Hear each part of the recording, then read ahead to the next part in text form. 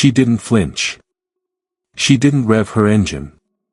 She didn't even look up at the security cameras. In a penthouse dripping with glass and gold, surrounded by men who treated human life like a rounding error, 20-year-old Imani Lux did the one thing her father had warned her never to do. She made the signal. It was a shadow flicker, a precise, three-finger tap against the thermal lining of her delivery bag. It was a gesture so quiet, so buried in the rhythm of a routine transaction, that 99% of the world's elite soldiers would have missed it. But Han Vexin wasn't part of that 99%. He was the man who held the city's pulse in his scarred hands, and he saw it. That split-second decision didn't just save his life. It triggered a total collapse, unburied a legacy of global secrets, and turned a girl on a motorbike into the most hunted strategist in the hemisphere. This is the story of how one silent signal ended the world as Imani knew it. The rain in the city didn't fall, it stained.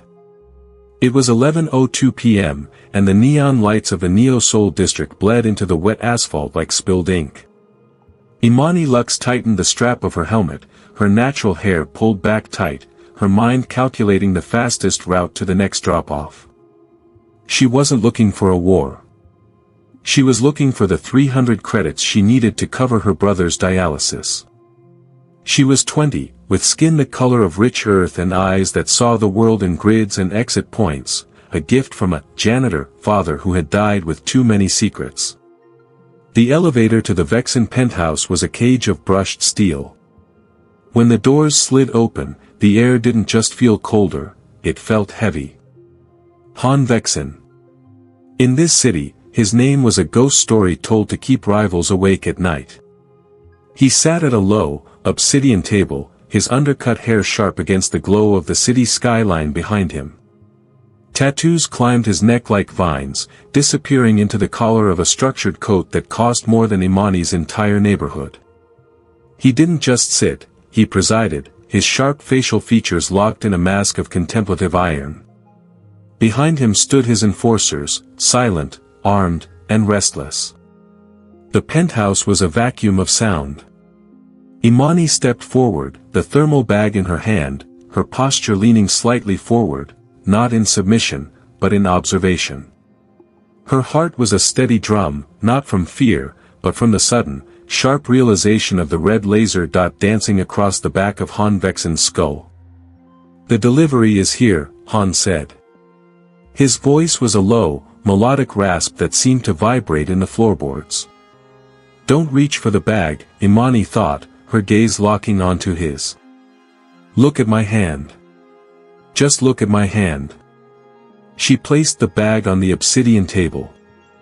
Then, with deliberate, analytical precision, her fingers performed the flicker.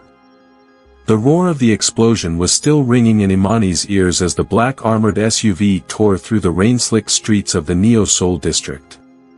Inside the vehicle, the silence was more violent than the blast had been. Han Vexin sat inches away from her, his silhouette illuminated by the passing pulse of neon advertisements. He didn't look like a man who had just escaped a fireball, he looked like a predator who had finally found the scent of his prey. "You saved my life," Han said, his voice dropping an octave into a dangerous, velvet rasp.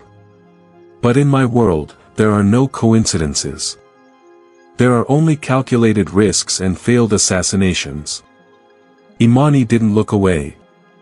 Her natural hair was slightly singed at the edges, and a streak of soot marked her deep brown cheek, but her eyes remained analytical, tracing the tattoos on Han's neck that twitched with every clench of his jaw. "I was just delivering dinner," she said, her voice steady despite the adrenaline still vibrating in her fingertips. "The signal was for the sniper, not for you." "And where," Han leaned in, his sharp features cutting through the shadows, "does a delivery girl with a bike and a thermal bag learn the shadow flicker? That signal hasn't been used by the syndicate in 15 years. It's a dead language, Imani. So tell me, who taught you to speak in ghosts?" Before she could answer, the SUV swerved into a hidden subterranean garage, the heavy steel gates hissing shut behind them. This was the safe house, a brutalist concrete bunker disguised as an abandoned warehouse. Han didn't wait for his men to open the door. He stepped out and gestured for Imani to follow. The air here smelled of cold ozone and gun oil. He led her into a central room dominated by a wall of monitors. His enforcers, Arthur and Silvio, stood like statues by the heavy door, their hands resting near their holsters. Han didn't sit. He paced the perimeter of the room, his long coat swishing against his boots, his icy gaze never leaving Imani's face. "My intelligence team is currently stripping your life apart," Han announced, stopping directly in front of her. "They found the brother in the hospital. They found the unpaid tuition. They found the 3 years you spent working double shifts at the courier hub. But what they can't find, Imani, is how you knew that the sniper was on the north-facing roof of the Meridian building before my own security detail did." Imani stood her ground, her posture leaning slightly forward, her hands clasped in front of her jacket. She wasn't aggressive, but she wasn't breaking. "My father was a janitor at a military installation," she said, the lie tasting like ash. "He was a quiet man. He taught me things, how to watch the shadows, how to notice when the birds stopped singing, how to move my hands so people would listen without hearing. He told me it was for my protection." Han's laughter was a short, dry sound. He reached out, his hand moving with a speed that made Imani's pulse spike, but he didn't strike her. Instead, he gripped the edge of the obsidian table she was standing near, pinning her between his arms. The psychological tension was thick enough to choke the air out of the room. "A janitor," Han repeated, his gaze dissecting her expression. "You're either the best liar I've ever met, or you have no idea who you actually are." That signal, that flicker, was the signature of a man we called the Architect. He was the only strategist the Vanguard ever feared. He disappeared 20 years ago, taking a piece of the world with him. Han's face was inches from hers now, his intense stare searching for a crack in her resolve. He saw the internal conflict in her eyes, the flicker of a memory she was trying to suppress. He saw a woman who was grounded and observant, yet holding a power that could tip the balance of the entire city. "You aren't a spy," Han whispered, a strange hint of realization softening his guarded demeanor. "If you were, you would have let that building collapse on me. You're something much more dangerous. You're a legacy." Imani felt the weight of the unspoken stakes pressing down on her. The delivery girl was gone. In this cold, gray room, under the scrutiny of the city's most feared man, she realized that the janitor, who raised her, had left her more than just a bike and a set of hand signals. He had left her a war. "I just want to go home," she said, though even she didn't believe the words anymore. "Home is gone, Imani," Han said, stepping back and signaling to his men. "As of 10 minutes ago, the syndicate has put a price on your head that exceeds mine. You saved the king of the underworld, and in doing so, you become the most valuable target in it. You stay here. You're not a guest, and you're not a prisoner. You're a puzzle I'm going to solve." He turned to leave, but Imani's voice stopped him.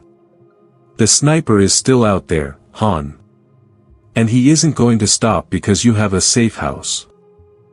Han paused at the door, his tattooed neck tensing. For the first time, he looked at her not with suspicion, but with a grim, mutual awareness. The power balance had shifted. He wasn't just her protector, he was her only hope of surviving the truth. Would you like to continue to the next chapter, where the secret of Imani's father begins to unravel? The hum of the safe house's server room was a low, industrial drone that felt like it was vibrating inside Imani's bones. Han hadn't sent her to a cell, he had seated her in a high-backed leather chair in the tech suite, a glass-walled command center where a slender man with wire-rimmed glasses was currently dissecting her digital existence. This was Arthur, the man who looked like an accountant but moved with the predatory stillness of a professional killer. Han stood behind him, his dark, structured coat discarded, revealing the intricate black ink that spiraled down his arms like armor. He didn't look at the screens. He looked at Imani, his gaze heavy with a mixture of suspicion and a burgeoning, dark curiosity. "Arthur," Han said, the single word a command for the results.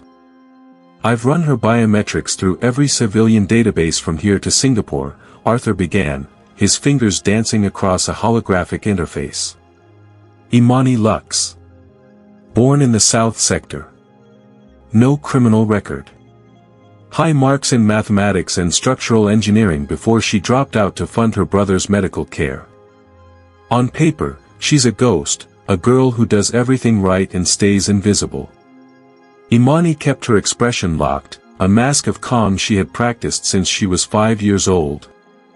"I told you. I'm a delivery girl." "Except for one thing," Arthur countered, his voice thinning with tension. He tapped a key, and a grainy, 30-year-old photo flickered onto the main monitor. It showed a man in a tactical uniform standing in front of a scorched horizon. His face was partially obscured, but the set of his jaw and the analytical intensity in his eyes were a mirror image of the woman sitting in the room. "I couldn't find her father's death certificate. Because Elias Lux never existed. He was a deep-cover alias for a man known only as Silas Thorne." The air in the room seemed to vanish. Han's eyes narrowed, his posture straightening as he stepped closer to the screen. "Thorne," he whispered. "The architect.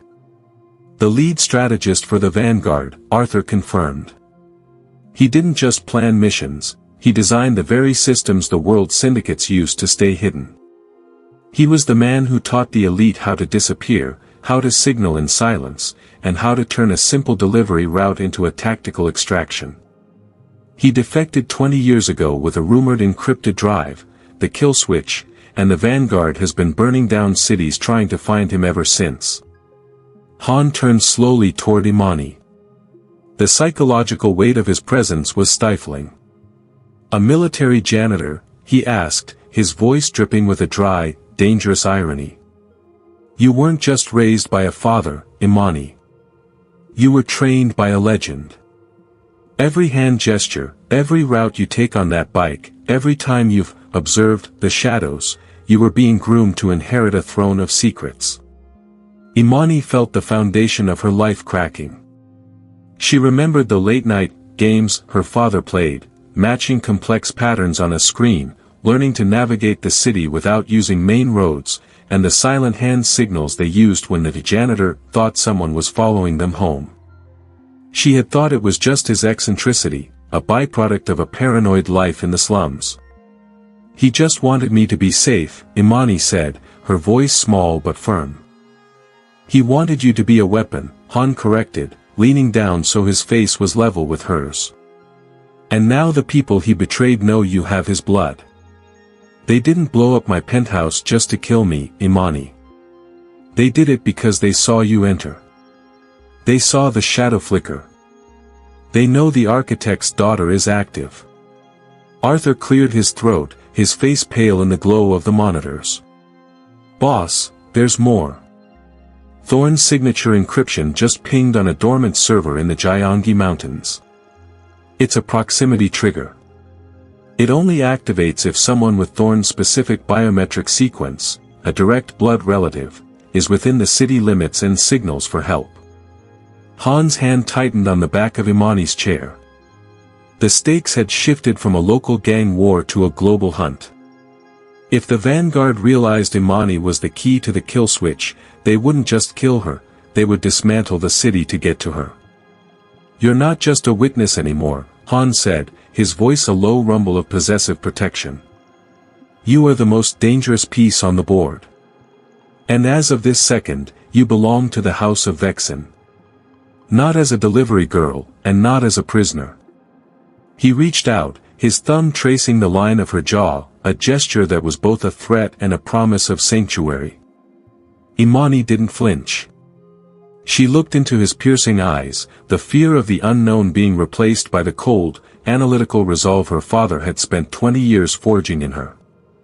"If I'm the architect's daughter," Imani said, her voice regaining its quiet authority, "then I don't belong to anyone. But I'll work with you. Because you're the only one with enough guns to keep my brother alive while I finish what my father started." Han stared at her for a long beat, a slow, predatory smile finally touching his lips. Spoken like royalty. "Arthur, prep the long-range transport. We're going to find out exactly what Silas Thorne left in those mountains." The transition from the rain-slicked streets to the marble-clad silence of Han Vexin's primary estate was a jarring descent into a different kind of war. Imani sat by the floor-to-ceiling windows of her guest suite, a room that felt more like a glass observation deck, watching the city lights flicker like dying embers. She wasn't wearing her delivery jacket anymore. She wore silk and soft cotton provided by the house, but the fabric felt like a weight. She felt less like a protected guest and more like a rare specimen being kept in a high-security terrarium. Han's world was governed by a terrifying, clockwork precision. From her vantage point, Imani didn't just see bodyguards, she saw overlapping patrol sectors and blind spots. Her father's training, dormant for so long, now hummed in the back of her mind like a radio frequency she couldn't turn off. She spent her days observing the watcher's duty, a term her father had used for the soul-crushing patience required to map an enemy's soul. But the real threat wasn't coming from outside the gates. Below her, in the sunken garden courtyard, Han was holding court. From the balcony, Imani watched as he navigated the treacherous waters of the Korean Mafia's internal hierarchy. There were 3 of them, older men in sharp, traditional suits who looked at Han not with respect, but with the hungry eyes of wolves waiting for a leader to stumble. They were the regional directors of the syndicate, and the explosion at the penthouse had smelled like blood in the water to them. "The Vanguard is a ghost story," Han, one of the men, a silver-haired elder named Chairman Park, rumbled. His voice carried up to the balcony, amplified by the courtyard's acoustics. "You brought a common girl into our sanctum because of a signal. You are chasing shadows while our shipping lanes in the harbor are being seized by the Japanese families. You are distracted." Han stood in the center of the circle, his hands clasped behind his back, his posture as upright and unmoving as a blade. The tattoos on his neck seemed to darken against his pale skin in the moonlight. "The girl is the daughter of the architect," Han replied, his voice a low, dangerous calm. "If the Vanguard wants her, it means the kill switch is real. If we hold the switch, we don't just control shipping lanes.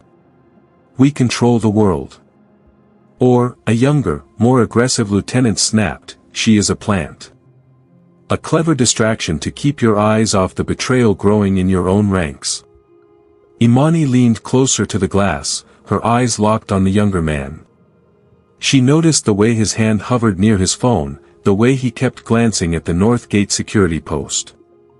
He was sweating, a micro-tremor in his jaw that 99% of the room missed. But Imani saw it. She saw the same look on a courier who was about to steal a high-value package.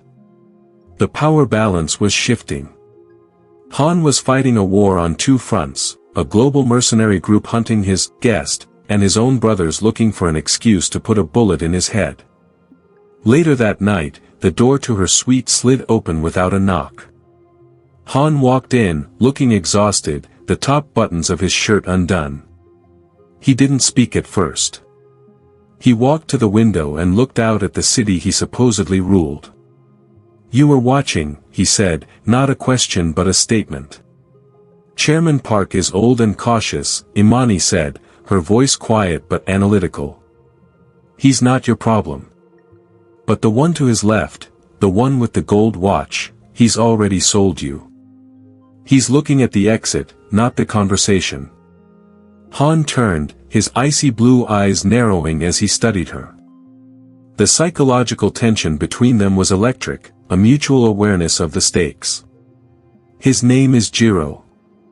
He's been with the family for 10 years. Then he's been planning this for 10 years, Imani countered. She stood up, crossing the room until she was within his personal space. "In my father's notes, He wrote that the greatest tactical error isn't missing an external enemy, it's assuming the walls you built will actually hold. Han reached out, his fingers brushing the natural texture of her hair before resting his hand on the back of her neck. It wasn't a romantic gesture, it was the grip of a man clinging to the only person in the world who spoke his language. You're more than just a strategist's daughter, aren't you? You're starting to enjoy the game. I hate the game, Imani whispered, her eyes locked onto his. But I'm tired of being the delivery girl who doesn't know what's inside the box. If I'm going to stay in this house, I need to know, are you protecting me because you need the switch, or because you can't stand the idea of losing the only thing that's moved you in years? Han didn't answer. He couldn't. The silence between them was broken only by the distant, rhythmic chime of the security gate. A breach. The internal struggle was no longer a conversation, it was about to become a bloodbath. The silence of the estate didn't break with a bang, it died with a hum. Imani was standing in the darkness of the kitchen, her fingers curled around a cold bottle of water, when the ambient noise of the house shifted. The rhythmic, low-frequency vibration of the high-security fence, a sound she had mapped over the last 48 hours, simply stopped. She didn't run for the guards. Her father had taught her that by the time you hear the breach, the guards are already dead or compromised. Instead, she stayed in the shadows of the stainless steel prep station, her breathing shallow and controlled. Her eyes, trained for the watcher's duty, scanned the courtyard through the narrow service window. The moonlight caught a flicker of motion near the north gate. It wasn't the heavy, disciplined gait of Han's enforcers. It was the liquid, soundless glide of a vanguard reaper. Jiro had done more than just sell the exit, he had deactivated the perimeter. Imani looked at the digital display on the industrial oven. 3:14 a.m. Han was in the study directly above her, likely buried in the tactical maps Arthur had prepared. He was a king in a tower, unaware that the stairs were already crawling with ghosts. She didn't have a weapon. She had never liked guns, they were too loud, too final. But she had the mind of the architect's daughter, and a kitchen was just a laboratory for a different kind of delivery. Moving with the purposeful, quiet grace she'd used to navigate neon-lit alleys on her bike, Imani reached for a heavy-duty thermal delivery bag left on the counter. Beside it sat a mechanical kitchen timer, a simple plastic dial. She set the timer for exactly 60 seconds. The sound of a floorboard groaning upstairs told her the assassin was in position. Han's study door would be the next sound. Imani acted with analytical precision. She grabbed a pressurized canister of industrial degreaser and wedged it inside the thermal bag, then shoved a handful of steel wool into the bag's heating element socket. She twisted the timer, the rhythmic tick-tick-tick sounding like a heartbeat in the void. She didn't stay to watch. She shoved the bag into the dumbwaiter, a relic of the estate's older architecture, and pulled the pulley system, sending the bag upward toward the floor where the heat of the study would act as a catalyst. She raced toward the back staircase, her heart hammering against her ribs like a trapped bird. She burst into Han's study just as the shadow of the Reaper appeared in the doorway, a suppressed submachine gun raised toward the desk where Han sat. Han! Down, she screamed. Han didn't ask questions. He didn't hesitate. He dived behind the obsidian desk just as the dumbwaiter shaft behind the assassin exploded. It wasn't a lethal blast, but the thermal bag, designed to trap heat, had acted as a pressure cooker for the degreaser. A massive cloud of blinding, caustic white chemical mist and a deafening metallic clatter of the timer's bell filled the hallway. The assassin, blinded and disoriented by the sudden pressure wave and the chemical fog, stumbled back. It was all the opening Han needed. He lunged from behind the desk, his movements a blur of lethal, controlled aggression. He caught the Reaper by the throat, slamming him into the doorframe with enough force to crack the wood. In the aftermath, the study was a wreck of white powder and shattered glass. Han stood over the unconscious assassin, his chest heaving, his dark coat dusted with chemical residue. He looked at the smoking dumbwaiter, then at the plastic kitchen timer resting on the floor, and finally at Imani. She stood by the door, her hands trembling slightly, her natural hair wild and her expression locked in that serious, focused stare. She looked grounded, purposeful, and entirely out of place in a room filled with violence. "A delivery bag?" Han asked, his voice a mix of disbelief and dark amusement. "You saved me with a kitchen timer and a delivery bag?" "It was the most efficient tool available," Imani said, her voice regaining its steady, analytical tone. The Reaper was expecting a firefight. He wasn't expecting a pressurized chemical distraction from a food lift. Han walked toward her, stepping over the assassin's weapon. The psychological tension between them shifted again, no longer was he just the protector or the interrogator. He looked at her with a raw, undeniable respect. He reached out, his hand steadying her shoulder, his thumb brushing against the collar of her jacket. "You're not just a strategist's daughter," he murmured, his eyes searching hers. "You are the strategist. You saved my life twice now, Imani. Once as a stranger, and once as my guest." "We can't stay here," Imani said, ignoring the heat of his touch.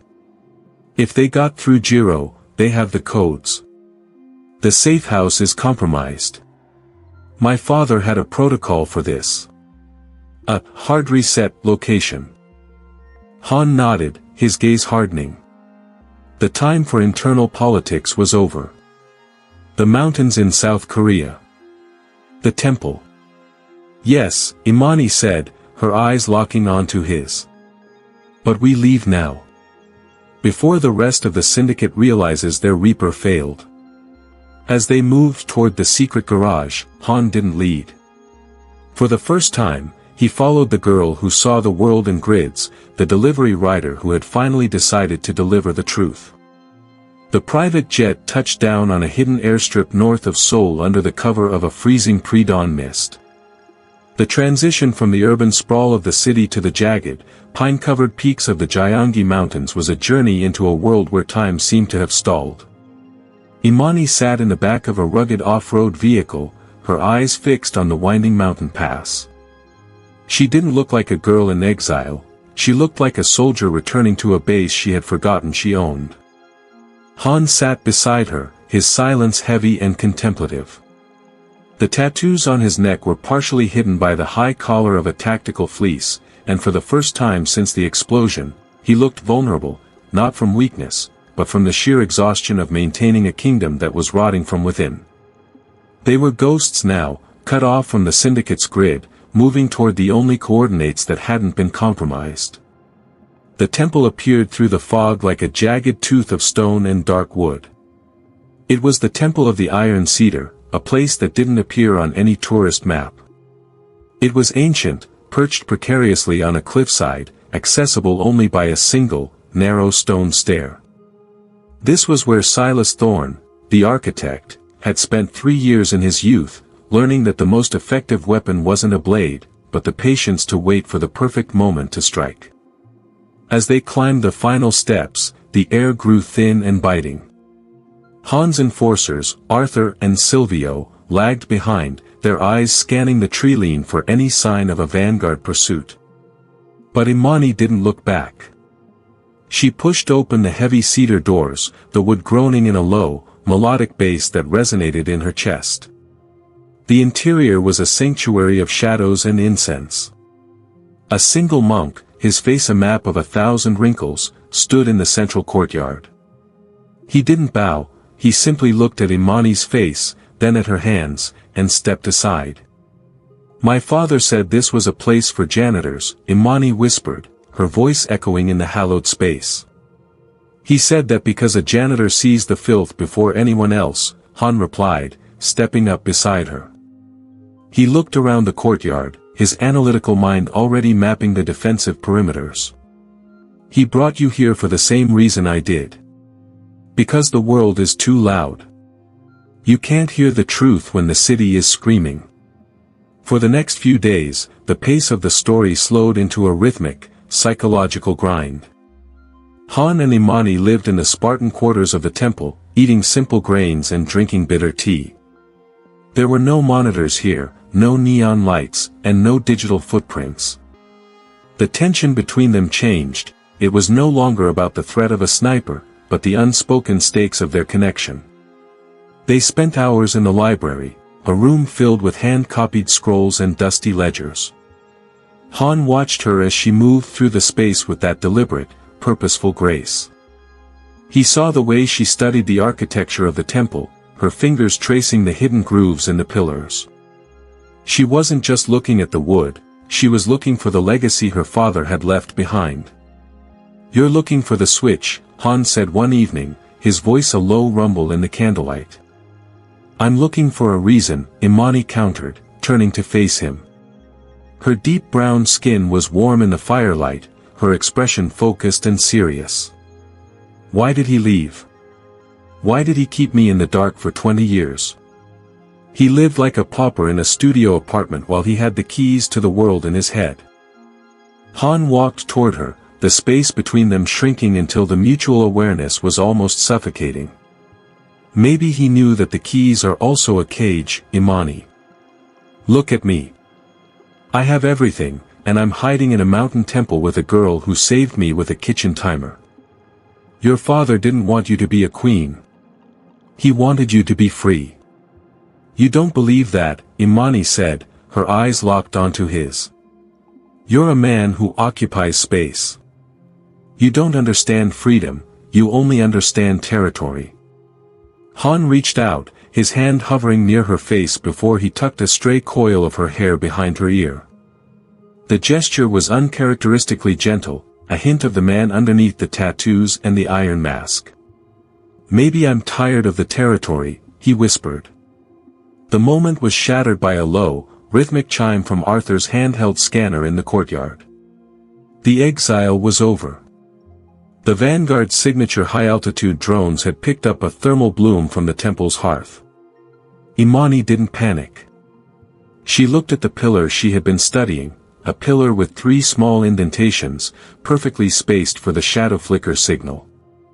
She realized then that the temple wasn't just a hiding place. It was the vault. "It's here," Imani said, her voice turning cold and tactical. "The protocol. And we're going to need it, because they're coming." The rhythmic chime of the drone warning system was a countdown to a collision Imani wasn't ready for, yet her fingers didn't tremble. She stood before the central pillar of the iron cedar temple, her eyes tracing the 3 faint indentations in the wood. They were nearly invisible, smoothed by time and the mountain's humidity, but to her, they hummed with the same silent frequency as her father's voice.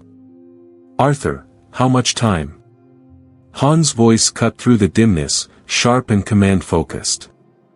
He was already checking his sidearm, his posture reverting to that of the guarded king, the momentary softness from the library buried under a layer of tactical frost. 2 minutes until they're in visual range, boss," Arthur's voice crackled over the comms from the courtyard. "They're not just surveillance drones. These are Vanguard predators. They're coming for the girl.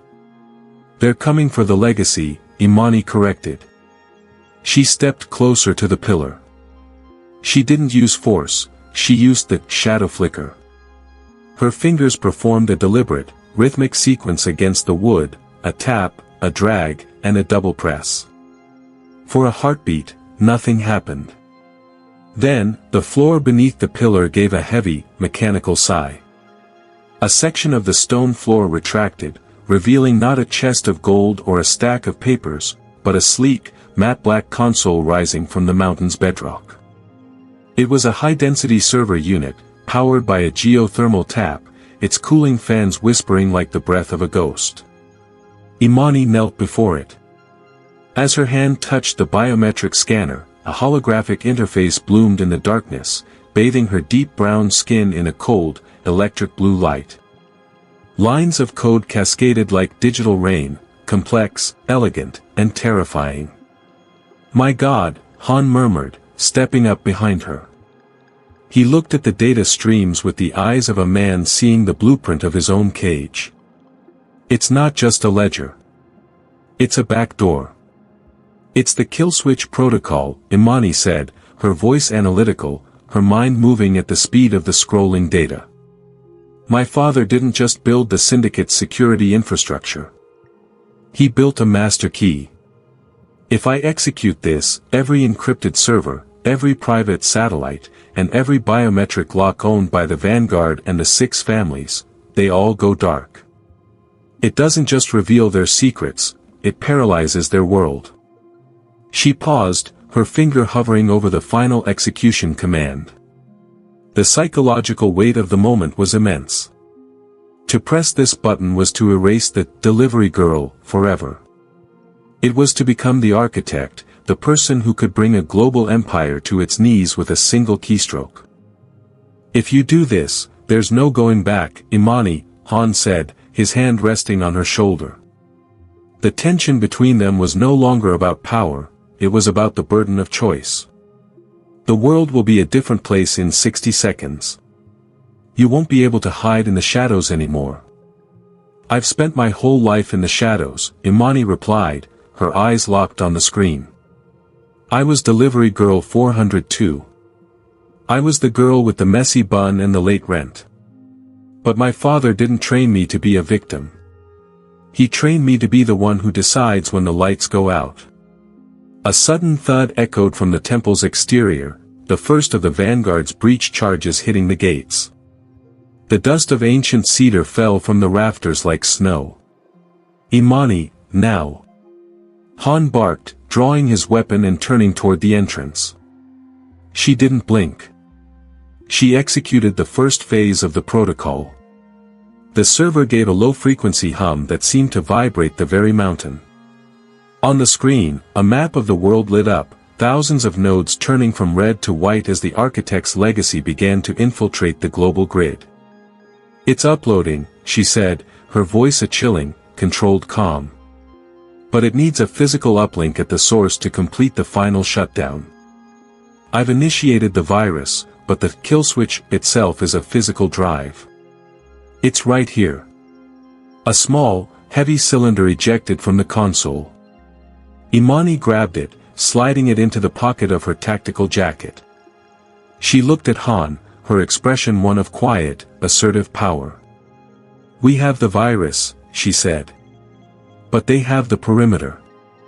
We need to move. Han looked at the girl who had saved him in a diner, then at the woman standing before a mountain-born supercomputer. He saw the transformation in her eyes, the shift from prey to predator. He gave a sharp, appreciative nod. Arthur. Silvio. Cover the rear, Han commanded into his comms. We're leaving the way the architect did. Through the fire. As the temple doors burst open and the first wave of black-clad assassins flooded the courtyard, Imani didn't look for a place to hide. She looked for the fastest route to the cliffside. The delivery was no longer about coffee or food. It was about delivering a message that would change the world. The descent from the Temple of the Iron Cedar was a blur of freezing mist and the rhythmic percussion of gunfire. The Vanguard had more than just drones, they had a containment team waiting at the base of the mountain, where the ancient stone path met the modern suspension bridge spanning the Gyeonggi Gorge. The bridge, a narrow artery of steel suspended over a 500-foot drop, was the only way out. Han led the way, his movements sharp and lethal, his sidearm barking as he suppressed a sniper nest tucked into the pine-covered crags. Behind them, Arthur and Silvio were pinned down at the temple gates, providing a desperate rear guard. Imani ran low to the ground, the weight of the kill switch drive in her jacket pocket feeling like a live coal. She was no longer just a spectator, she was the payload. Almost there, Han grunted, grabbing her arm to steady her as they reached the bridge's entrance. The wind here was a physical force, howling through the steel cables. But as they reached the center of the span, the world went white. An electromagnetic pulse charge detonated on the far side of the bridge, killing the headlights of their extraction vehicle and frying the comms in Han's ear. From the darkness emerged Jiro, the younger lieutenant from the estate, flanked by a squad of black-clad mercenaries. He didn't look like a nervous traitor anymore, he looked like a man who had finally claimed his prize. "The girl, Han," Jiro shouted over the wind. "Hand her over, and maybe I'll let you die with your dignity intact." Han stepped in front of Imani, his body a shield of dark wool and muscle. The psychological tension of the moment was suffocating. He didn't look back at her, but she could see the tension in his tattooed neck, the way his fingers tightened on his weapon. He knew the math. They were boxed in, mercenaries in front, the cliffside behind, and a 500-foot drop on either side. "You've always been a small man, Jiro," Han said, his voice a low, melodic rumble that didn't quiver despite the half-dozen red laser dots dancing across his chest. "You think power is about who holds the leash. You have no idea what's actually in the cage." Suddenly, the lead vanguard mercenary fired. It wasn't a kill shot, it was a tactical strike to Han's leg. He went down on one knee, a sharp gasp escaping his lips. "No!" Imani screamed, stepping forward, but Han's hand shot out, grabbing her wrist with a grip of iron. The mercenaries swarmed, their boots heavy on the steel grating. They were seconds away. Han looked up at Imani, and for the first time, the mask of the Korean Mafia boss was gone. In its place was a man who had found something more valuable than his territory. His eyes, usually so guarded and intense, were filled with a raw, desperate clarity. "Listen to me," he hissed, pulling her close so only she could hear him over the screaming wind. "You are the architect now. This isn't about me. It's about the delivery. I'm not leaving you," she whispered, her serious expression fracturing for the first time. "You have to," Han said, shoving the heavy cylinder of the drive deeper into her pocket. He looked at the bridge's maintenance cable, a secondary line that led down to the lower forest canopy, a dangerous, nearly vertical descent. "Deliver the package, Imani. Run. Don't look back at the explosion." "Han. Go," he roared, standing up despite the blood soaking his trousers. He turned toward Jiro's men, raising his weapon in a final, defiant stand to draw their fire. The mercenaries dived for cover, their focus shifting entirely to the man who occupied the space like a dying star. It was the only opening she would get. Imani's analytical mind took over, mapping the trajectory of the cable. She didn't scream. She didn't hesitate. She gripped the maintenance carabiner her father had taught her to always carry, hooked it to the line, and vanished into the fog of the gorge. As she plummeted toward the tree lean, the last thing she saw was Han Vexin being swamped by black shadows, his silhouette standing tall until the very end. He had been the king of Chicago's underworld, but in that moment, he was just a man giving a girl the one thing her father never could, a choice to fight her own war. The delivery rider hit the forest floor and rolled, the drive safe against her chest. She was alone in the dark, the most hunted person on the planet, but as she looked back up at the bridge, her eyes went cold and purposeful. The delivery girl was dead. The strategist had arrived. The cold damp of the Korean forest seeped into Imani's boots, but she no longer felt the chill. She sat in the hollow of an ancient oak, the kill switch drive glowing with a faint, rhythmic pulse against her palm. For an hour, she had been a prey animal, her heart hammering with the primitive urge to keep running until the mountains turned to sea. But as she watched the distant silhouette of the bridge, now swarming with the tiny, flickering lights of vanguard tactical teams, something in her shifted. The delivery girl, who feared the dark, was gone, replaced by the daughter of Silas Thorne. She closed her eyes and began to map the world not by its streets, but by its weaknesses. Her father hadn't just taught her hand signals, he had taught her that every fortress was a machine, and every machine had a failsafe. She remembered that the zero-dark drills he had disguised as hide-and-seek in their cramped apartment. "Invisibility isn't about hiding, Imani," he had whispered. It's about becoming the part of the system that no one questions. She opened her eyes, and the fear was replaced by a cold, analytical fire. She wasn't going to run to the coast. She was going back to the heart of the machine. Moving with the silent, purposeful grace of a shadow, Imani tracked back toward the temple's secondary extraction point. She found Arthur and Silvio near the tree line, battered and low on ammunition, preparing for a suicidal last stand. When she stepped out of the fog, they raised their weapons, only to lower them in stunned silence. There was something different about her posture, a quiet, assertive confidence that forced the air to move around her, much like it did for Han. "Where is the boss?" Arthur asked, his voice strained. "They have him," Imani said, her voice a steady, melodic rasp that brooked no argument. "But they don't have the drive. And they don't realize that they've just let the architect back into the city." She knelt in the dirt, using a stick to draw a jagged line. It was the layout of the syndicate's primary command center, the Vexin Tower, now seized by Jiro and the Vanguard. Jiro thinks he's won because he has the keys to the front door. He's forgotten that I spent 3 years delivering to every floor of that building. I know the service ducts that aren't on the blueprints. I know the frequency of the freight elevators. And most importantly, I know exactly when the security grid does its 3-second handshake reset at 4 a.m. Arthur looked at Silvio, then back at Imani. They didn't see a girl anymore. They saw a strategist. "What's the play?" "A zero-dark infiltration," Imani said, her gaze locking onto the distant city lights. "We don't go in with guns hot. We go in as the help. We use their own security protocols to lock them inside their own vault. I'm going to deliver the kill switch directly to the mainframe. While the Vanguard is busy trying to reboot their world, we take Han back." The psychological tension in the small circle was electric. The stakes were absolute. If she miscalculated by a single second, they would all be erased. But Imani felt a strange, detached calm. Her father had spent 20 years preparing her for this delivery.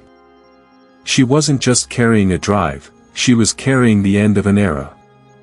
"Pack the gear," Imani commanded, standing up and pulling her natural hair back into a tight, functional knot. "We have 3 hours to reach the city. The syndicate thinks they've captured the king, but they've forgotten that the queen is the most dangerous piece on the board. It's time to show them how the architect finishes a job." As they moved toward the hidden transport, Imani didn't look back at the mountain. Her eyes were fixed forward, dissecting the city's skyline into a series of tactical entries and exits. She was no longer a messenger. She was the mastermind, and the city was about to learn that the quietest person in the room is usually the one holding the detonator. The Vexin Tower didn't fall to an army, it fell to a ghost. At 3:59 a.m., as the city's grid shuddered during the nightly security handshake, a figure in a shadowed courier's jacket slipped through the service entrance. Imani Lux didn't use a keycard. She used the rhythm of the building itself, moving through the pressurized freight shafts and silent corridors she had memorized over 1,000 delivery runs. She was focused, her deep brown skin nearly invisible in the dim red emergency lighting, her expression one of chillingly controlled intent. By the time she reached the top floor, the delivery girl was gone. The woman who stepped into the obsidian-clad boardroom was the architect's daughter, and she was holding the end of the world in her pocket. The room was a theater of cold power. Jiro sat in Han's chair at the head of the table, flanked by the surviving regional directors and a dozen Vanguard mercenaries. Han was there, too, chained to a structural pillar in the corner. His face was a mask of blood and bruises, his breathing shallow, but when he saw Imani, his icy blue eyes flared with a desperate, sudden hope. "You're late with the package, Imani," Jiro sneered, leaning back and resting his boots on the table. The mercenaries raised their weapons, the red laser dots finding her chest with lethal precision. "But I suppose a girl like you wanted to make an entrance. Hand over the drive," and I might let Han live long enough to watch me burn his legacy. Imani didn't flinch. She walked to the center of the room, her posture leaning slightly forward, her unwavering gaze locking onto Jiro. The psychological tension was absolute, a power balance shifting in real time. "I'm not here to negotiate, Jiro," Imani said, her voice a steady, melodic rasp that echoed off the glass walls. "I'm here to finish the delivery." She reached into her pocket, but she didn't pull out the drive. Instead, she placed her hand flat on the obsidian table. Jiro laughed, a harsh, jagged sound. "What is that?